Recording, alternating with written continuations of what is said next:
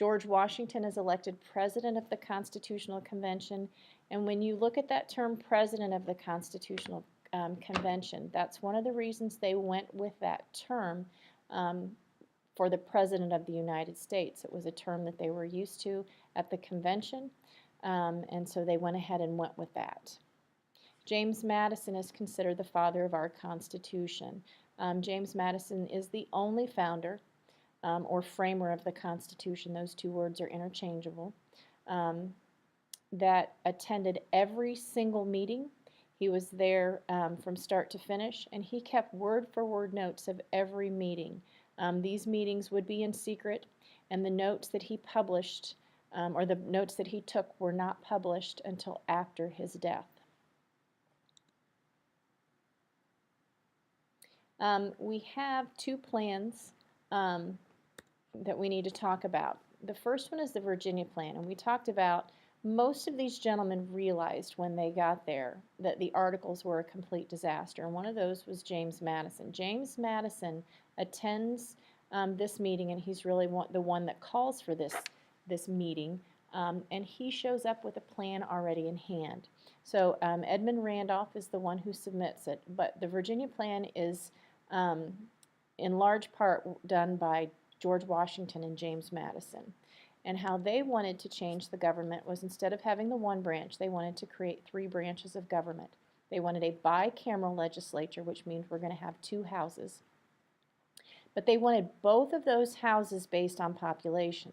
So the larger your state was in terms of population, the more representation you would get in both of those houses.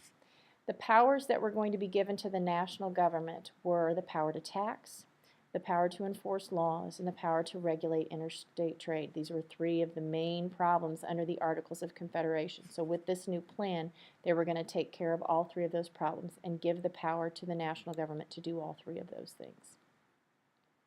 New Jersey comes along. It's a small state, and remember, under the Articles of Confederation, the small states had the same vote. So the smaller states were not very happy with this Virginia Plan because it was giving the larger states with more population more representation, and under the Articles they're like, why would we give up that equal representation? So they weren't willing to do that. So the New Jersey Plan is presented by William Paterson. It proposes three branches of government, just like the Virginia Plan, but it wanted to keep the unicameral legislature, the one house, and each state would have equal representation. Once again, there was no incentive for them to change that. They have equal representation under the Articles of Confederation, and they are not willing to give that up. They also recognize the need to tax, enforce laws, and to regulate interstate trade, so they provide for that in this new national government. So, the Connecticut Compromise, also known as the Great Compromise, comes up with a way to make these two different types of states happy, because this is probably the biggest debate and the issue that they debated over longer than any other one. Representation is crucial. Remember, going back to the Revolutionary War, taxation without representation. You have to have the consent of the people, and one of the primary concerns we're going to find out when we're ratifying the Constitution is representation. So again, major disagreement over representation. So Roger Sherman, and if you remember, he is one of the gentlemen who serves on the committee writing the Declaration of Independence, proposes this Connecticut Compromise. So what he says is we should have three branches of government. They all agree on that. And let's go ahead and have a bicameral legislature. But let's have one house, and that would be the House of Representatives. Make sure you know that that is considered the lower house, and that would be based on population.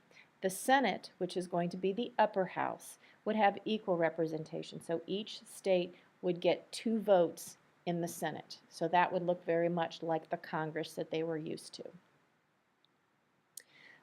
The Constitution is oftentimes referred to as a bundle of compromises because that's what it is. Almost every issue they had to compromise. You have northern states and southern states. You have some that are more agricultural, some that dealt more in manufacturing. You had slave states and non-slave states. So they really had to work together to try and compromise on all of these issues. One of the main issues was, okay, now we've determined that the House of Representatives is going to be based on population. Now who are we going to count in terms of that population. And there was a big argument over if slaves are property, then they should not be allowed to be counted towards the number of people that live in your state so that you have more representatives. And so that was a big issue between the northern states and the southern states. And so what they decided on was that they would have what's called the 3/5 compromise, where the slaves would be counted as 3/5 of a person, but then the southern states had to pay taxes on those slaves. Another one was trade. They wanted to make sure that when they were exporting or sending their goods to another country, that if we taxed them here, that would make them more expensive once they got to the country that they were going to. So the manufacturing states did not want tax or exports to be taxed, but we want imports to be taxed because goods coming from other countries, we want to make their goods more expensive in relationship to the goods that we make here. So the compromise that they agreed on was that they could tax imports. Goods coming from other countries, we are going to place a tax on that makes them more expensive relative to what we're making. But goods that are made here and exported to other countries, we are not going to tax those. And then the slave trade, which should not be mistaken for slavery itself. The slave trades, importing slaves from other countries. They decided they were going to do the proverbial kicking the can down the road. We're not going to deal with it now. We'll deal with it in 20 years. So in the Constitution, it literally says that they cannot outlaw the slave trade for 20 years. But the very first thing, 20 years later, when they can, they do outlaw the slave trade in 1808, which interestingly enough, some southern slave states were in favor of eliminating the slave trade. There was a surplus of slaves in these southern states.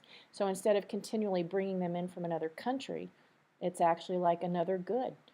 We can sell the ones that we have for a profit. So there were so many in the South that they weren't necessarily against doing away with the slave trade.